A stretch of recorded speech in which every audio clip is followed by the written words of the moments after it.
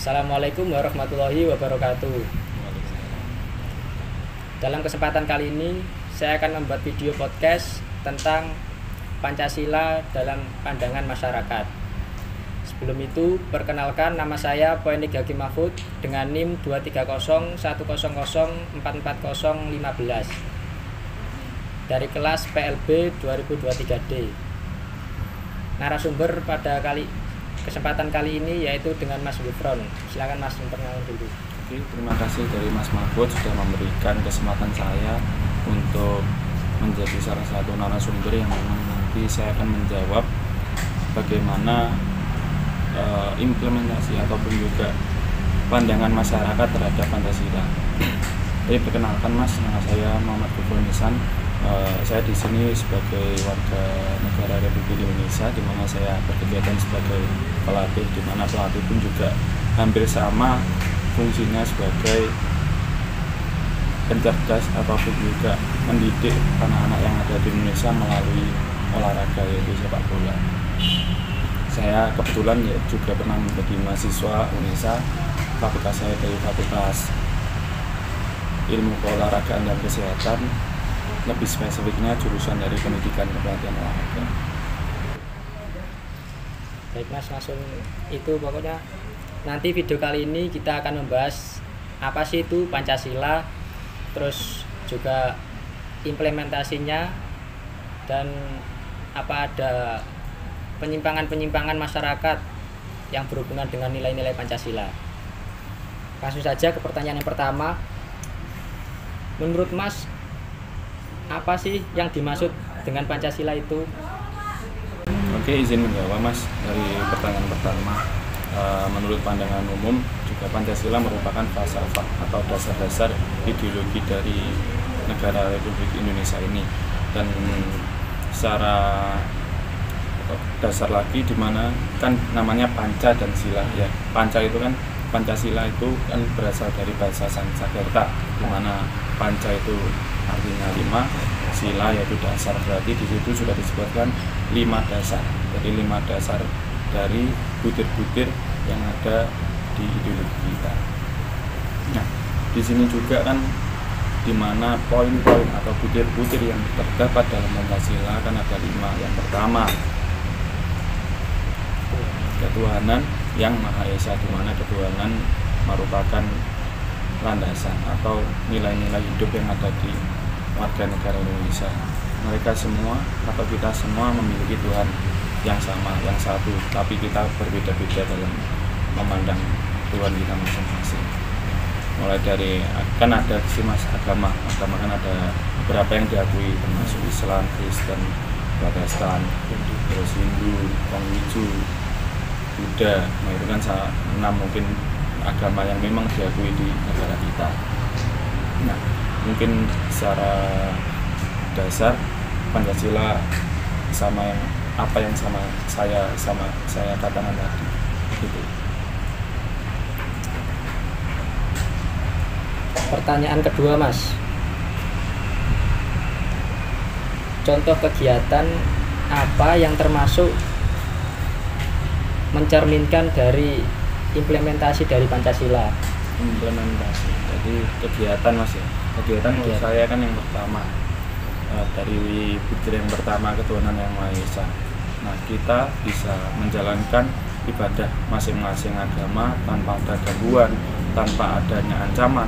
Itu merupakan sebuah implementasi di mana kita satu sama lain walaupun kita berbeda, kita masih bisa untuk menghormati.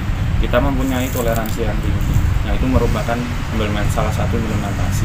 Terus yang kedua, kita menghargai setiap hak masing-masing manusia yang ada di Indonesia, terutama warga negara Indonesia. Itu merupakan implementasi. Terus kita ada persatuan di mana kita berkegiatan, berkumpul yang memiliki dampak positif, itu merupakan implementasi.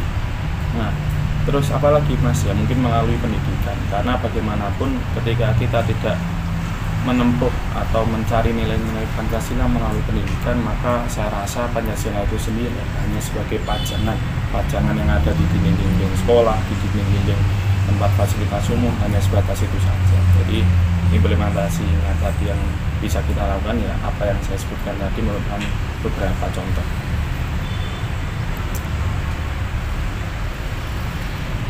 Lanjut pertanyaan yang ketiga. Menurut Mas, apa peran Pancasila dalam kehidupan masyarakat saat ini?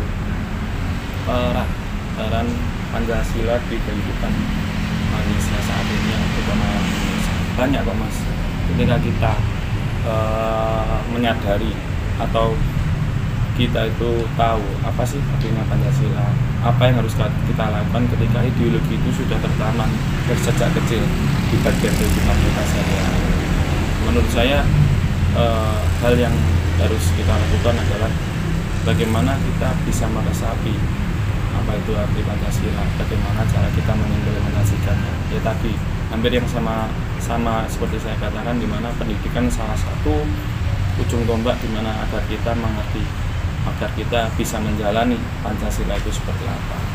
Jadi kurang lebih seperti itu.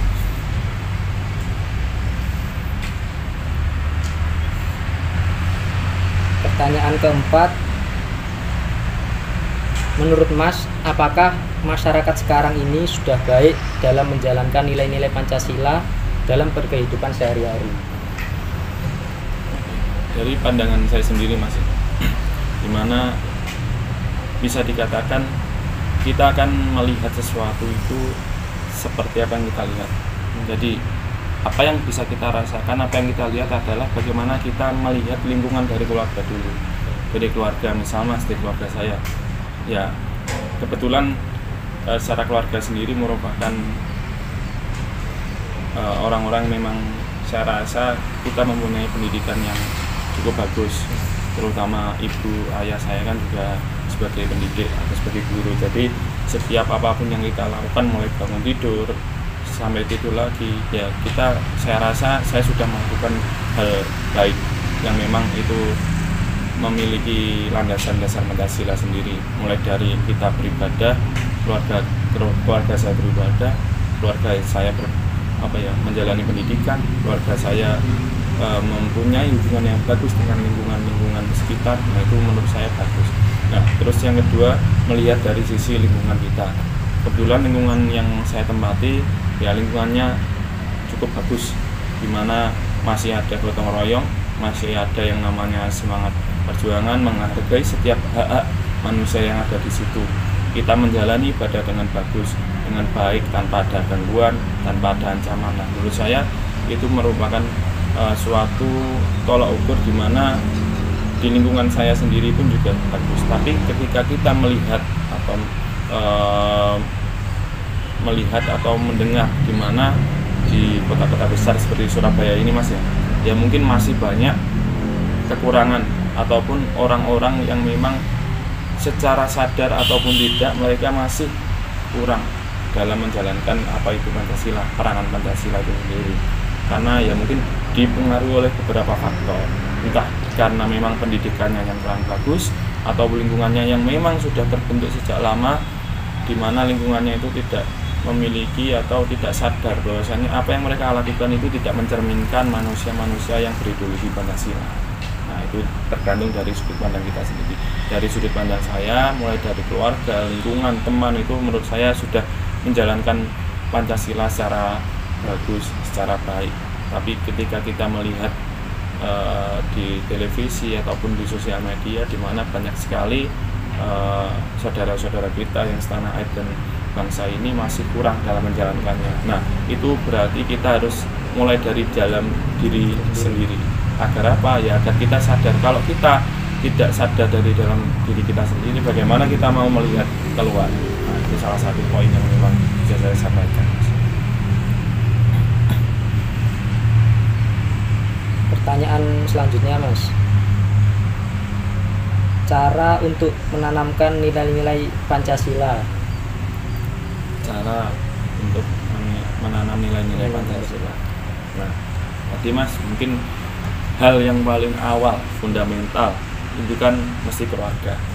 Nah keluarga, jadi mungkin orang tua harus memiliki pengetahuan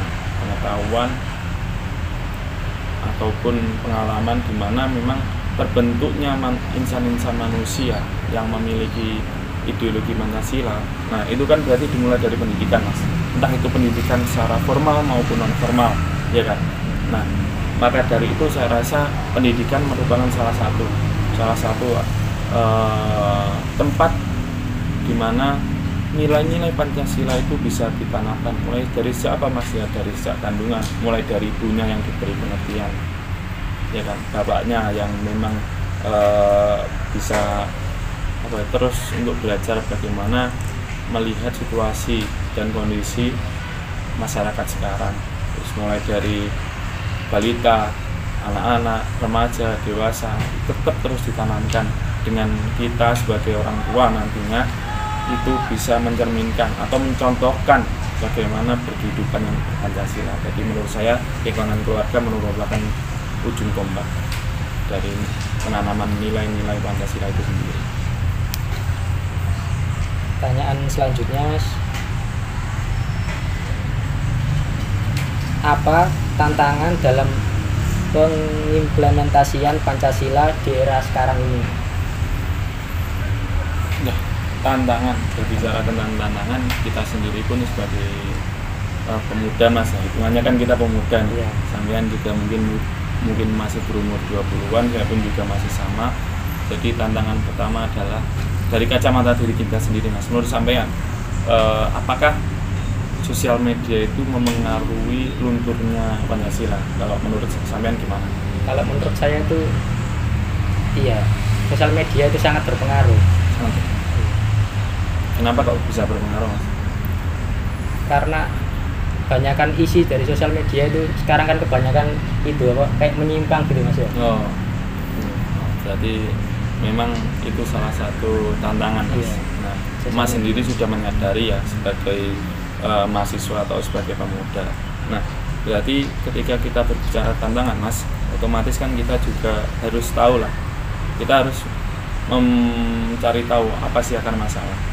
Apakah mulai dari sosial media atau lingkungan ataupun juga tumbuhnya pendidikan yang ada di era sekarang ini. Apakah kampus-kampus kita, sekolah-sekolah yang ada itu sudah menerapkan itu, ya kan, Mas? Karena kan memang bagaimanapun tempat berkumpulnya para pendidik, berkumpulnya para pendidik itu kan ya kita tahu gitu loh, bagaimana kita itu menyikapi tantangan ini. Nah, ketika tantangan ini tadi kita bisa cari tahu akar masalahnya apa, Mas, ya berarti kita harusnya mulai untuk mendorong dari dalam diri kita sendiri bagaimana agar Pancasila ini tetap eksis, Pancasila ini tetap bisa menjadi pedoman hidup bagi kita semua yang ada di negara ini. Nah, tapi kita harus bisa, Mas, sebagai pemuda nih, Mas, bagaimana kita melihat pendidikan ini sebagai sesuatu yang memang dianggap mewah. Tapi pendidikan itu sendiri kan kalau di era sekarang kan mahal, Mas. Iya. Mahal. Nah, saya sendiri ya pernah merasakannya. Saya sendiri sekarang juga banyak sekali teman-teman ataupun juga para orang tua yang ingin bertanya tentang bagaimana sih, Mas, kuliah itu apakah mahal, apakah bisa tercapai dengan gaji saya yang segini, apakah bisa untuk menyekolahkan anak saya, mengkuliahkan anak saya. Nah, itu salah satu hal-hal yang sering saya dengarkan dari keluhan orang tua. Nah, dari situ sendiri ya juga peran kita sebagai warga negara dan intinya kita peduli dengan pendidikan yang ada, ya kan, Mas. Nah, otomatis kita juga harus berani untuk tentang memberikan saran, mengkritisi apa ya pemerintah, karena pemerintah sendiri pun juga sebagai fasilitator di sini. Nah, apalagi itu juga diimplementasikan lewat kampus. Apakah kampus sudah menyediakan pendidikan murah? Ya kita nggak tahu. Apakah kampus sudah memberikan pelayanan yang terbaik untuk penerus bangsa ini? Nah, kita juga nggak tahu. Nah, siapa yang bisa merasakan? Ya kita sendiri. Nah, itu mungkin bisa sampean renungkan bagaimana tantangan itu tantangan itu juga sudah terjadi. Menurut sampean tadi melalui sosial media, kalau menurut saya pendidikan, entah mulai dari pendidikan paling bawah sampai pendidikan tinggi ini, ya saya rasa itu adalah tantangan yang memang menjadi sesuatu hal yang bisa untuk terus dikulik atau terus untuk difokuskan dalam pemecahan situasi di kondisi sekarang agar nilai-nilai Pancasila itu sendiri tetap eksis, gitu.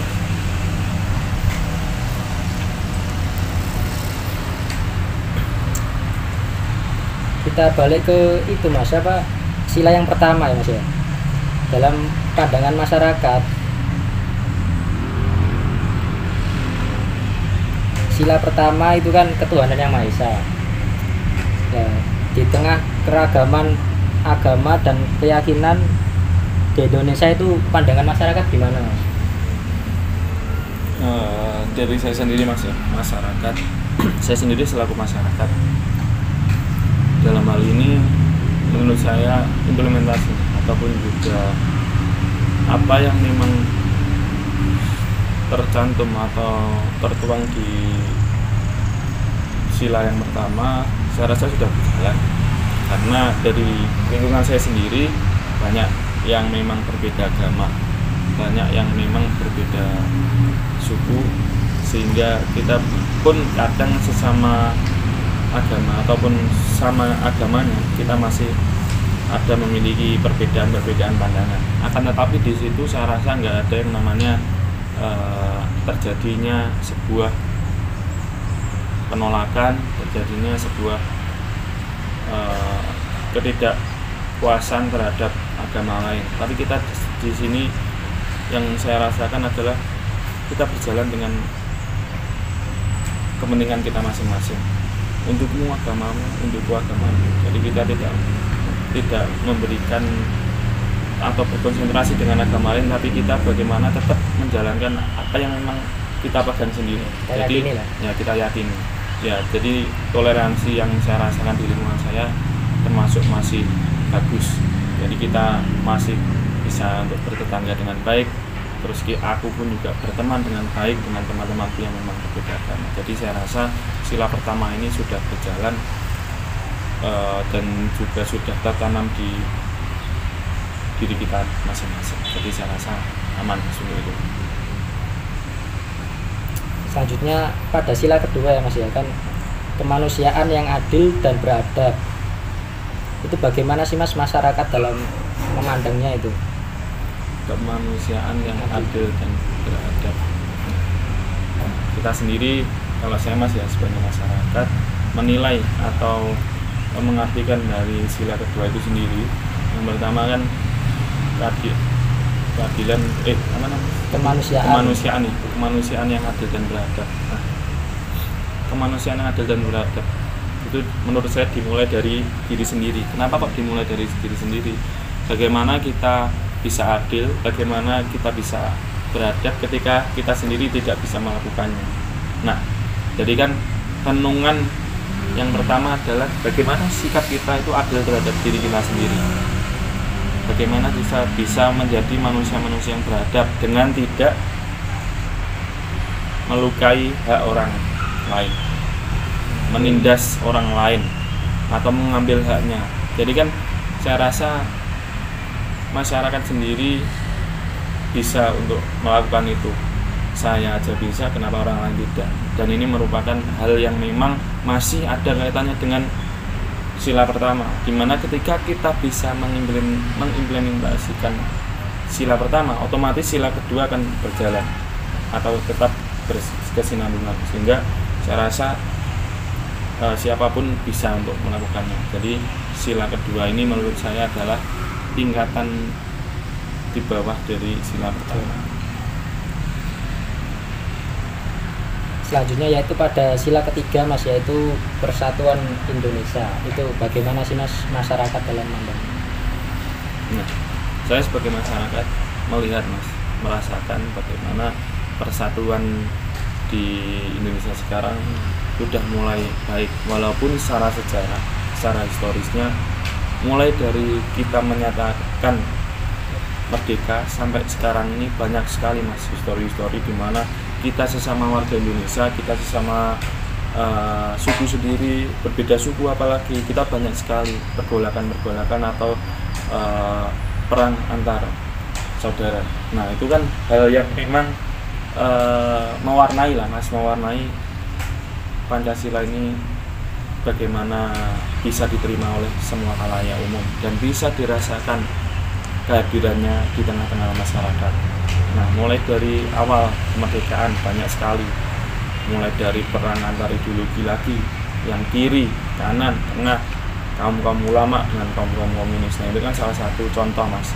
Terus ketika memang kalau mas sendiri merasakan atau sebagai mahasiswa kan pernah mas ya mendengar bagaimana gerakan 98 itu akibat apa ya, mungkin akibat gimana era saat itu adalah era kepemimpinan otoriter atau bisa dikatakan demokrasi terpimpin, di mana salah satu presiden kita sampai bisa menjadi presiden sampai periode 32 tahun. Nah itu kan sesuatu yang memang akhirnya semua orang merasakan bahwasanya kita perlu regenerasi.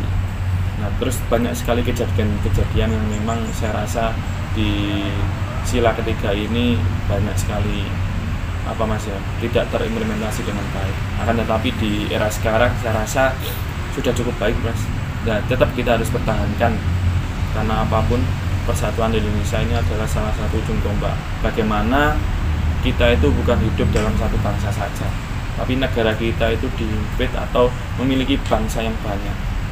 Yaitu bagaimana kita bisa menunjukkan ke dunia dengan perbedaan ini kita bisa menjadi satu, sehingga kesatuan ini membuat kita menjadi negara yang baik, negara yang memang memiliki peradaban yang bagus, gitu mas. Ya langsung ke sila kelima ya mas ya, keadilan sosial bagi seluruh rakyat Indonesia. Gimana mas pandangan masyarakat? Kalau pandangan masyarakat, gimana keadilan sosial bagi seluruh rakyat Indonesia? Nah ini mas yang menjadi PR. Nah ini mungkin saya sedikit mohon maaf, mungkin terlalu vital ataupun juga terlalu memberikan statement yang mungkin nanti bisa membuat pihak-pihak yang memang merasa dirugikan itu terkena. Nah, tapi saya di sini kan sebagai masyarakat bebas untuk menilai, melihat ataupun juga mengkritisi, karena itu adalah hal yang dijamin oleh undang-undang. Dimanapun kamu berada, dimanapun kamu tinggal, kamu mempunyai hak untuk mengkritisi siapapun, apalagi mengkritisi pemerintahan, karena kamu dijamin haknya, walaupun sedikit berbahaya, tetapi tetap saya sampaikan mas. Nah menurut saya mas ya, ini sesuatu yang memang menjadi ikonik lah mas, dimana keadilan sosial ini banyak sekali mas. Kalau kita rasa keadilan itu belum bisa diperoleh oleh siapapun, karena ya mungkin dengan adanya banyak kejadian, contoh saja yang dekat-dekat ini.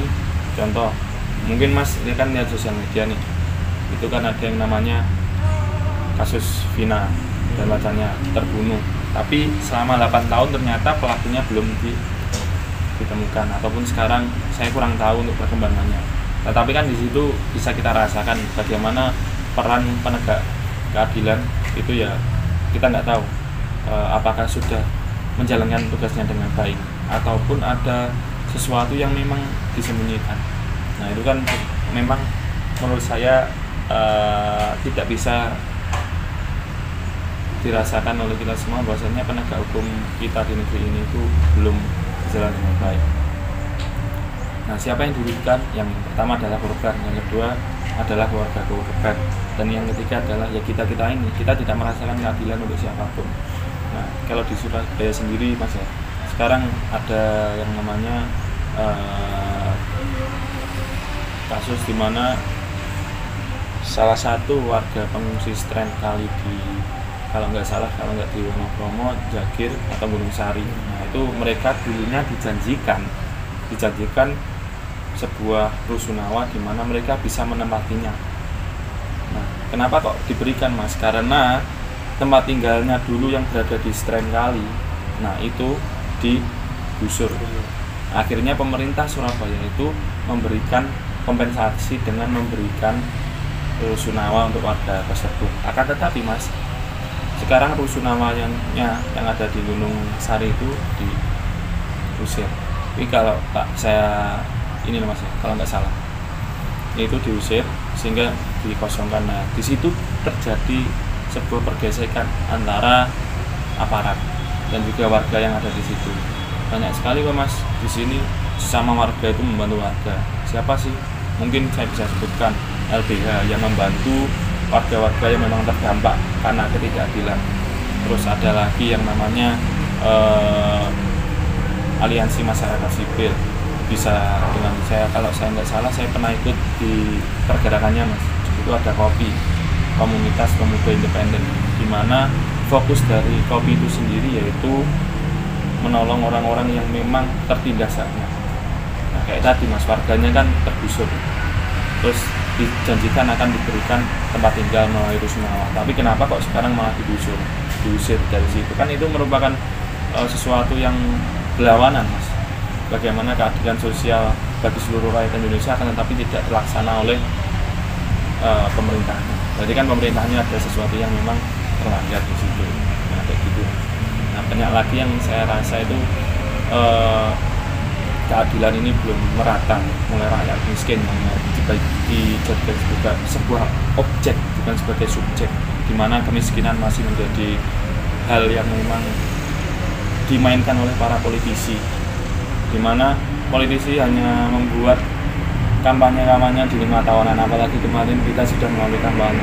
Jadi masyarakat miskin hanya dijadikan sebagai tumbal. Nah, kayak gitu kan menurut saya keadilan itu belum bisa kita dapatkan. Nah, itu sendiri pun juga petana Mas, mulai dari pendidikan yang mahal, biaya rumah sakit yang mahal, di mana letak keadilan. Jadi saya rasa di poin kelima ini pemerintah belum bisa menerapkan kepada seluruh warga Indonesia. Iya Mas, pertanyaan selanjutnya itu pengalaman pribadi dalam menerapkan nilai-nilai Pancasila dalam kehidupan sehari-hari. Nilai-nilai Pancasila dalam kehidupan sehari-hari. Jadi kalau menurut saya Mas, selaku masyarakat yang memang berfokus pada bidang olahraga, dimana peran pelatih menurut saya juga sebagai peran guru. Jadi pelatih adalah artis atau role model. Nah, saya harus mempunyai penerapan mulai awal. Jadi setiap hari itu yang pertama, kalau kita sebagai umat muslim nih Mas, otomatis kan bangun tidur, sholat subuh, karena harusnya itu kita jalankan.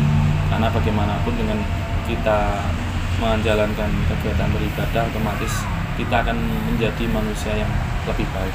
Nah, itu harus kita, walaupun nanti ke depan kita nggak tahu Mas, menjadi manusia baik, tetap baik atau enggak, tapi setidaknya kita telah berusaha untuk itu.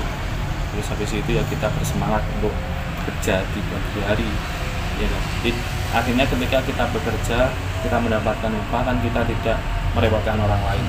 Nah, itu kalau dari diri saya sendiri ya, kita bekerja, ya kita berkumpul dengan sesama masyarakat untuk entah mengobrolkan apapun selagi itu baik, mengobrolkan bagaimana masa depan ini, bagaimana nanti penerus bangsa ini akan mengambil tongkat estafet kepemimpinannya. Nah, saya rasa itu merupakan hal yang baik. Jadi kita yang pertama tadi ya, urusan ibadah kita masing-masing tetap kita jalankan, bekerja tidak merepotkan orang lain. Terus bagaimana kita tetap berkumpul dengan sesama warga negara yang baik, sehingga kita mempunyai pandangan-pandangan yang luas bagaimana negara ini tetap akan berjalan. Bagaimanapun masyarakat adalah pengontrol dari negara ini sendiri, gitu Mas.